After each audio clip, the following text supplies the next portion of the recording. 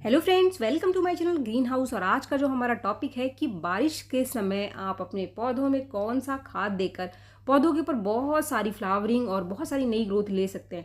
अगर आपका पौधा बिल्कुल भी फ्लावरिंग नहीं कर रहा है तो ये जो खाद मैं आज के इस वीडियो में शेयर कर रही हूँ, बस इसको आप 20 दिन के अंतर पर एक बार अपने सभी फूलों वाले पौधों को दे दो। आप देखोगे कि आपका पौधा जो फ्लावरिंग नहीं कर रहा था वो भी फ्लावरिंग करना स्टार्ट कर देगा। तो फ्रेंड्स, बारिश में एक ऐसे खाद की पौधों को ज़रूरत होती है जो पौधे को न्यूट्रिशन तो दे, साथ में पौधे की मिट्टी में कीड़े और फंगस लगने से रोके, क्योंकि बारिश में पौधे कीड़े और फंगस लगने की वजह से ही खराब हो जाते हैं।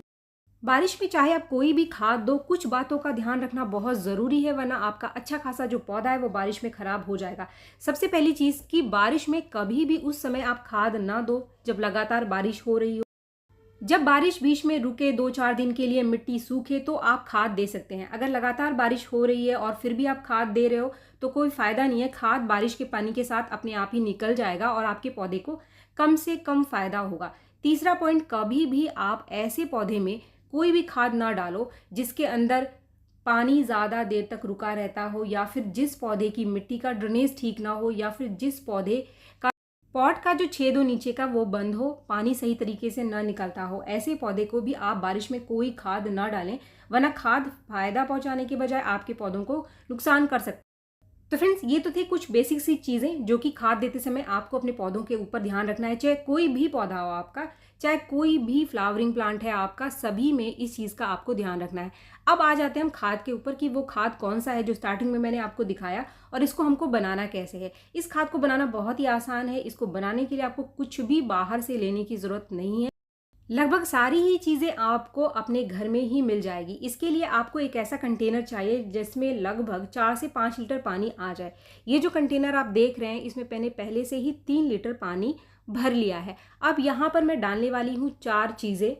4 चीज़ें वो कौन सी है? सबसे पहली जो चीज़ आप देख रहे हैं ये है प्याज का छिलका। फ्रेंड्स, प्याज का छिलका बारिश में पौधों के ऊपर बहुत ही बढ़िया काम करता है। इसके अंदर भरपूर मात्रा में पोटाशियम है, तो जितने भी फूलों वाले पौधे हैं सभी में आप प्याज का छिलका दे सकते हैं। इसके साथ ही इसके अंदर आयरन और मैग्नीशियम की भी अच्छी मात्रा मिल जाती है, तो पौधों के जो पत्ते हैं उनके पीले होने की समस्या बारिश में कम से कम आएगी अगर आप प्याज के छिलके का लगातार इस्तेमाल करते हैं। लेकिन बारिश में इसका इस्तेमाल हम मुख्य रूप से सल्फर की वजह से करते हैं, क्योंकि इसके अंदर सल्फर की बहुत अच्छी मात्रा पाई जाती है। अगर आप प्याज के छिलकों का इस्तेमाल लगातार अपने पौधों के लिए करेंगे तो इससे पौधे की मिट्टी में किसी भी तरीके का कोई कीड़ा या फिर फंगस नहीं लगेगा। फ्रेंड्स, ये कम से कम 10-12 दिन से इकट्ठे किए हुए प्याज के छिलके हैं, तो थोड़ी अच्छी मात्रा चाहिए हमको प्याज के छिलकों की। अब जो दूसरी चीज़ मैं यहाँ पर ले रही हूँ, ये जो चीज़ आप देख रहे हैं ये है तकरीबन 5-6 मुट्ठी गोबर की अच्छे से डिकम्पोज और सूखी हुई खाद। गोबर की डिकम्पोज खाद है। अगर आपके पास गोबर के उपले हैं तो आप 4-5 छोटे छोटे टुकड़े उपलों के भी ले सकते हैं। गोबर की खाद, नई गोबर की खाद का इस्तेमाल आपको नहीं करना है। जो भी खाद आप लोगे तो अच्छे से डिकम्पोज यानी पुरानी गोबर की खाद आपके पास होनी चाहिए। अगर आपके पास गोबर की खाद नहीं है या फिर आपके पास उपले नहीं है तो इसकी जगह आप 5-6 मुट्ठी वर्मी कंपोस्ट ले सकते हैं, वो सही रहेगा। लेकिन नई गोबर की खाद का इस्तेमाल आपको नहीं करना है। ये प्याज के छिलकों के साथ मैं इसको भी इसके अंदर डाल दूंगी। इसके बाद जो तीसरी चीज़ हम यहाँ पर लेने वाले हैं ये बहुत ही आसानी से आपको आपके घर के किचन में ही मिल जाएगी। ये जो चीज़ आप देख रहे हैं ये है 2 चम्मच चाय की पत्ती। 2 चम्मच चाय की पत्ती का इस्तेमाल मैं क्यों कर रही हूँ? चाय की पत्ती में बहुत अच्छी मात्रा में टैनिक एसिड पाया जाता है। टैनिक एसिड मिट्टी को एसिडिक बनाता है, और आजकल हमारे गार्डन में गर्मियों में खिलने वाले जितने भी फूलों वाले पौधे या फिर बारिश के समय खिलने वाले जितने भी फूलों वाले पौधे हैं सभी को एसिडिक मिट्टी पसंद है, तो ये मिट्टी के नेचर को एसिडिक बना देगी। साथ में इसमें नाइट्रोजन और भी बहुत सारे न्यूट्रिशंस पाए जाते हैं। तो यहाँ पर मैंने 2 चम्मच चाय की पत्ती भी इसके साथ भिगो लिया। अब जो चौथी चीज़ मैं यहाँ पर लेने वाली हूँ ये एक बहुत ज़रूरी फर्टिलाइज़र है जो कि बारिश में आपके पौधों को कीड़े और फंगस से बचाएगा। तो यहाँ पर अगर आपके पास नीम खली का पाउडर है तो 5 चम्मच आप नीम खली का पाउडर भी इसके साथ भिगो सकते हैं। लेकिन अगर आपके पास नीम खली का पाउडर नहीं है तो क्या करें? अगर आपको नीम के पत्ते मिल जाएं, ताज़े नीम के पत्ते, हरे पत्ते, तो आप कुछ पत्तों को ले लीजिए। और ये जो पत्ते आप देख रहे हैं इनको मैंने मेरे गार्डन से ही लिया। मेरे पास एक पौधा है नीम का, उसी से मैंने इन पत्तों को तोड़ा है। तो फ्रेंड्स, आप कहीं से भी ले लीजिए, लेकिन आपको हरे पत्ते लेने हैं नीम के। अब इसको हमको ग्राइंडर मिक्सर में डाल करके थोड़ा सा पानी डाल करके इसको अच्छे से पीस लेना है। पीसने के बाद ये जो हमारा लिक्विड बन गया है, इसको भी ये जो 3 चीज़ें हमने मिलाई है इसके साथ ही भिगो देना है। यानी कि ये जो 4 चीज़ें आप देख रहे हैं, ये 4 चीज़ों हमने डाली है। इन चारों चीज़ों को अच्छे से मिक्स करके कम से कम 1 दिन के लिए आप इन चीज़ों को भिगो करके इसके ऊपर ढक्कन लगा करके रख देंगे और अगले दिन हम इसका इस्तेमाल हमारे पौधे के लिए करेंगे। आप चाहें तो 1 से ज़्यादा दिन के लिए भी इसको भिगो करके रख सकते हैं, लेकिन मैं सिर्फ 1 दिन के लिए ही इसको भिगो रही हूँ।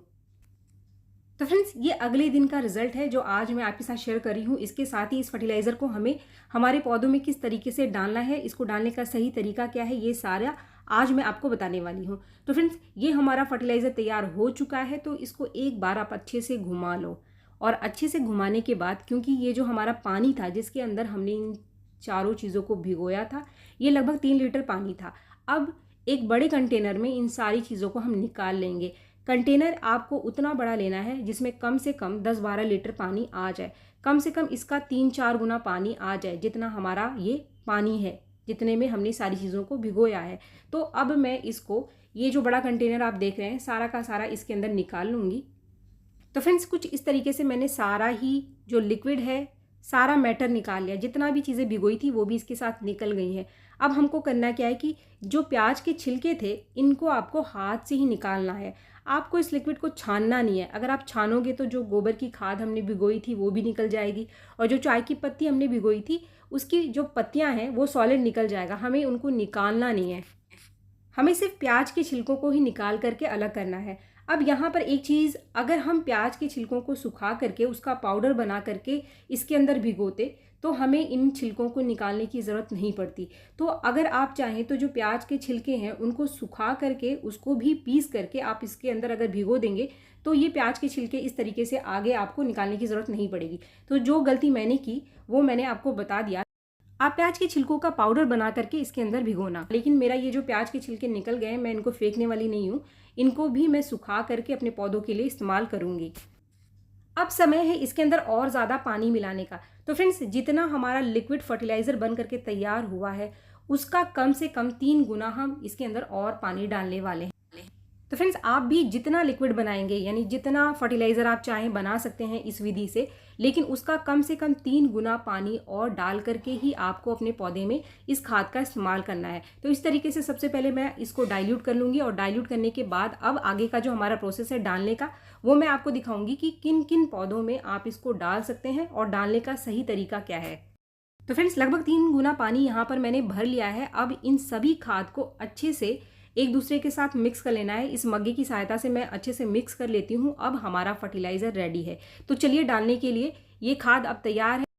अब यहाँ पर काफ़ी सारे लोग सोच रहे होंगे कि कौन कौन से पौधों को हम इस खाद को दे सकते हैं। तो फ्रेंड्स, इस समय आपके गार्डन में जितने भी खिलने वाले पौधे हैं, जितने भी फूलों वाले पौधे हैं आपके, जैसे कि टिकोमा, एडिनियम, या फिर आपके पास विनका के पौधे हैं, या फिर आपके पास गंधराज का पौधा है, गुलाब का पौधा है आपके पास, या फिर गुड़हल की कोई भी वैरायटी है आपके पास, चाहे आपके पास देसी वैरायटी है या फिर हाइब्रिड वैरायटी है, या फिर पॉटुला का अगर कलियां नहीं बना रहा है तो इसको आप देकर बहुत सारी कलियां और फूल ले सकते हैं। अपराजिता की फ्लावरिंग को बढ़ा सकते हैं। बोगनविलिया को आप इसे दे सकते हैं। और अगर आपके पास कोई फ्रूटिंग प्लांट है, आजकल काफ़ी सारे पौधे हैं जो फ्रूट बनाना शुरू कर देते हैं, जैसे कि अनार, अमरूद, तो इनकी फ्रूटिंग को बढ़ाने के लिए भी आप इन पौधों को दे सकते हैं। या फिर आपके पास ऐसे पौधे हैं जो अभी तक फूल देने शुरू नहीं किए हैं, फ्रूटिंग प्लांट है, तो आप उनको भी दे सकते हैं। अब इसको देने का तरीका ये है कि कभी भी गीली मिट्टी में आपको नहीं देना है, जो कि मैंने आपको पहले ही बताया है। जिस भी पौधे में आप देना चाहते हैं, पहले आप उसकी मिट्टी को थोड़ा सा सुखा लो और इसकी मिट्टी की आप अच्छे से गुड़ाई कर लो, और गुड़ाई करने के बाद आप इस खाद को दे सकते हैं। खाद की मात्रा आप उतनी रखें जितनी की पौधे को ज़रूरत हो। ओवर फर्टिलाइज़र देने की ज़रूरत नहीं है। ज़्यादा खाद देंगे आप तो छेद से बाहर निकल जाएगा। बस उतना खाद दो आप जितना कि इसको ज़रूरत है। बाकी बचा हुआ खाद आप अपने बाकी पौधों में दे सकते हैं, जैसे कि मैं काफ़ी सारे पौधों में इस्तेमाल यहाँ पे कर रही हूँ।